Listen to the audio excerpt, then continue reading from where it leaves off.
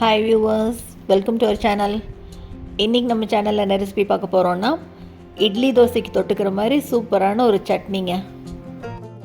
ரொம்ப சுலபமாக 10 நிமிஷத்தில் பண்ணிடலாம். செம்ம டேஸ்ட்டாக இருக்கும் இந்த சட்னி. சூப்பரான இந்த ரெசிபி எப்படி பண்ணுறதுன்னு பார்க்குறதுக்கு முன்னால் நம்ம சேனல் இன்னும் சப்ஸ்கிரைப் பண்ணலன்னா கண்டிப்பாக சப்ஸ்கிரைப் பண்ணிடுங்க. கூடவே பக்கத்தில் இருக்கிற பெல் பட்டனையும் தட்டி விடுங்க. ஸோ நான் போடுற வீடியோ எல்லாமே உடனுக்குடனே நோட்டிஃபிகேஷனாக வந்துடும். வாங்க இந்த சட்னி எப்படி பண்ணுறதுன்னு பார்க்கலாம். முதல்ல ஒரு பேனில் எண்ணெய் சேர்த்துக்கலாம். எண்ணெய் நல்லா சூடான உடனே 1 டீஸ்பூன் அளவு சீரகம் சேர்த்துக்கலாம். இப்போ இது கூடவே காரத்துக்கு காஞ்ச மிளகாய் 8 மிளகாய் சேர்த்துக்கிறேன். நீங்கள் உங்கள் காரத்துக்கு தகுந்த மாதிரி பார்த்து சேர்த்துக்கோங்க. இது கூட கொஞ்சமாக சின்ன துண்டு புளி சேர்த்துட்டு 3ஐயும் லேசாக வறுத்து விடலாம். சீரகம் பொரியட்டும். சீரகம் பொரிஞ்ச உடனே இப்போ இது கூட 3 டேபிள் ஸ்பூன் அளவுக்கு கடலைப்பருப்பு சேர்த்துக்கிறேன். கடலைப்பருப்பை லேசாக 2 தடவை வறுத்து விட்டுட்டு இப்போ அதே அளவுக்கு வேர்க்கடலை சேர்த்துக்கிறேன்.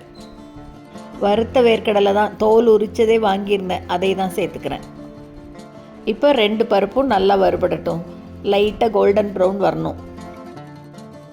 பருப்பு பாதி வறுபட்ட உடனே இப்போ இது கூட ஒரே ஒரு தக்காளி, கொஞ்சம் பெருசாக இருக்கிற தக்காளி ஒன்று சேர்த்து அதையும் வதக்கிக்கலாம். இப்போ பருப்பு நல்லாவே கலர் மாறிடுச்சு பாருங்கள். நல்லா கோல்டன் ப்ரௌனுக்கு வந்துருச்சு. இந்த ஸ்டேஜில் இப்போ அடுப்பை ஆஃப் பண்ணிவிட்டு இதை நல்லா கம்ப்ளீட்டாக ஆற விட்டுறலாம். நல்லா ஆறினதுக்கப்புறமா ஒரு மிக்ஸி ஜாருக்கு மாற்றிட்டு இதுக்கு தேவையான அளவு உப்பு சேர்த்து கூடவே கொஞ்சமாக தண்ணி சேர்த்து நல்லா நைஸாக இந்த மாதிரி சட்னியாக அரைச்சிக்கலாம். இப்போ இந்த சட்னியை ஒரு பவுலுக்கு மாற்றிட்டு கடுகு, கருவேப்பிலை, பெருங்காயம் 3 சேர்த்து இதுக்கு தாளிச்சிட வேண்டியது. அவ்வளோதாங்க.